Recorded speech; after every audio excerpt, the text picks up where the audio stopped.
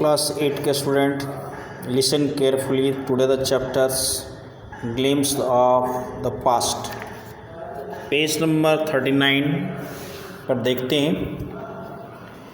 राम मोहन राय यहाँ से स्टार्ट करना है। इसके पहले की वीडियो आपको पोस्ट कर दी गई है। आज का जो टॉपिक है राम मोहन राय 1772 से 1833 तक, जो पेज नंबर 39 पर दिया है, इसको देखें। Ram Mohan Roy a learn man from Bengal. Learn man मतलब होता है विद्वान आदमी। राम मोहन राय बंगाल के एक विद्वान व्यक्ति थे। Understood what was wrong with the country. वह समझ गए कि देश के साथ कौन सी गलत काम हो रहा है।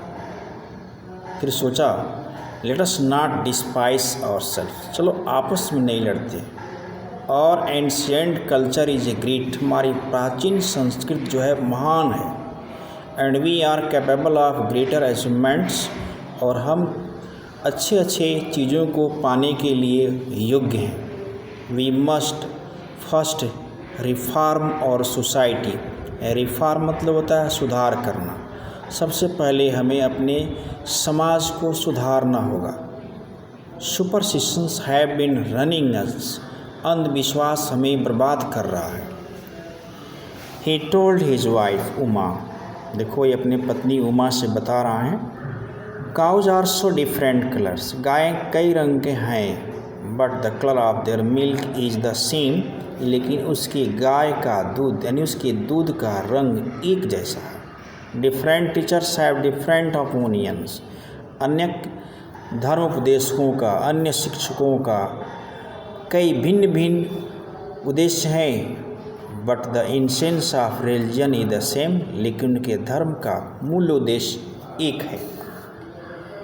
He was attracted science and modern knowledge. उन्होंने साइंस और आधुनिक ज्ञान उनको बहुत आकर्षित किया। सोचने लगे knowledge should be practical and scientific. और ज्ञान हमें अभ्यास और साइंटिफिक दोनों रूप से ज़रूरी है। He cross the seas and to England to see what made the British powerful. वह सागर को पार करते हुए इंग्लैंड गए ये देखने के लिए उस ब्रिटिश लोगों की कौन सी चीज़ जो है ज़्यादा शक्तिशाली बना दी गई। There he told them. उन्होंने कहा जाकर के we accept you as rulers and you must accept us as a subjects. Subjects मतलब प्रजा। हम आपको शासक के रूप में अवश्य स्वीकार करते हैं, लेकिन आपको निश्चित ही हमें भी प्रजा के रूप में स्वीकार करना चाहिए। But you must remember the responsibility A ruler ओज टू ही सब्जेक्ट। लेकिन आपको ये भी याद रखने चाहिए कि प्रजा के प्रति पूरी जिम्मेदारी उस शासक की होती है। Started newspaper but the suspicious British stopped them in 1823। उन्होंने एक समाचार पत्र का भी आविष्कार किया, लेकिन संदेह में अंग्रेज़ों ने उन्हें 1823 में रोक दिया। आते हैं ऑपरेशन में दबाव। 1765 से 1835 तक the British continue to operate Indian. लेकिन अंग्रेज़ हमेशा भारतीयों को दबाते रहे। इन 1818 दे हैड पास रेगुलेशन 3। 1818 में उन्होंने एक रेगुलेशन 3 को पास किया। Under it an Indian should gelled without trial in a court. इसके अंदर किसी भी भारतीय को बिना किसी रोकथाम के जेल भेजा जा सकता है, बिना किसी कारण का जेल भेजा जा सकता है।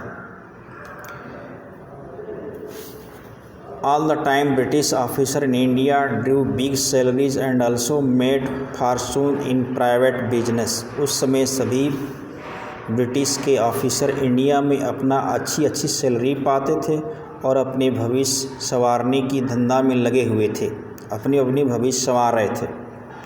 Bye 1829 Britain was exporting British goods worth 7 crore rupees to India. तब तक 1829 में ब्रिटेन भारत में लगभग 7 करोड़ रुपए की सामान भेजती थी।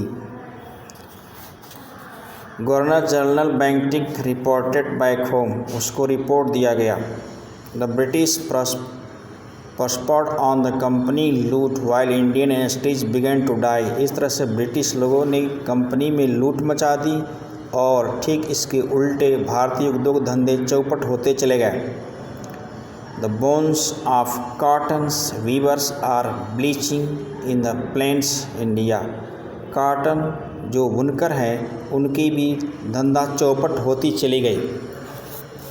डिससेटिस्फैक्शन, असंतुष्टिकरण 1835 से 56 के बीच देखते हैं। Education in India was in Persian and Sanskrit. Bharat में उस समय शिक्षा की जो पद्धति थी पर्शियन और संस्कृत में थी। इन 1835 इंग्लिशमैन नेम्ड मैकॉले सजेस्टेड ए चेंज। 1835 में एक अंग्रेज शासक ने इसको चेंज करने की सुझाव दिया। We should teach the native through the English language. उसने ध्यान दिया कि हमें यहाँ के निवासियों को अंग्रेजी भाषा सिखानी चाहिए। उसने कहा yes. English education produce clerk to whom the British gave petty job under them. English शिक्षा की वजह से उनके अंदर कई क्लर्क के जॉब भी निकल कर आए जो इंडियन लोगों के लिए भी ठीक थे। Incidentally they also produce a new generation of intellectuals. इसके साथ साथ उनकी नई पीढ़ियों में हाव भाव समझने की प्रक्रिया भी पनपी।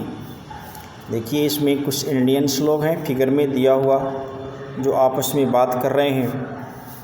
We must educate our brothers. Raja Ram Mohan Roy की फिगर दी हुई है। वे कहते हैं कि हमें अपने बंधुओं को निश्चित रूप से शिक्षित करनी चाहिए।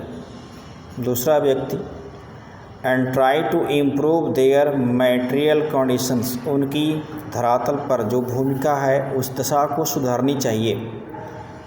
For that we must convey our grievances to the British parliament. ताकि हम अपनी दुख अपनी व्यथा को ब्रिटिश पार्लियामेंट में कह सकें। By 1856 the British had conquered the whole India. 1856 तक ब्रिटिश लोगों ने लगभग पूरी इंडिया को अपने कब्जे में कर लिया। देखिए पीले रंग में स्टेट्स और जो रेड रंग में ब्रिटिश एरिया दिखाया जा रहा है। लगभग होल कंट्री ब्रिटिश लोगों के कब्जे में है, इसमें दिखाया जा रहा है। They care little about the needs of Indian. वे भारतीय लोगों की ज़रूरतों पर बहुत कम ध्यान देते थे। और kings have become puppet and we have lost our jobs. देखिए किसान आपस में क्या कह रहे हैं, हमारे राजा उनके केवल कठपुतली बन चुके हैं और इस तरह से हम लोगों ने अपना जॉब खो दिया एंड लैंड्स और ज़मीन भी। दे आर कन्वर्टिंग और ब्रदर्स। वे हमारे बंधुओं में भी परिवर्तन ला रहे हैं, हमारे भाई बंधुओं को भी अब चेंज कर दे रहे हैं। You only talk do something to drive them out. ये बताता है कि हमें केवल अब उन्हीं वही बात करनी चाहिए कि कैसे उन्हें भगाना है। इस तरह से पेज नंबर 41 तक इसकी आगे की चीज़ें अगली वीडियो में पोस्ट कर दी जाएंगी।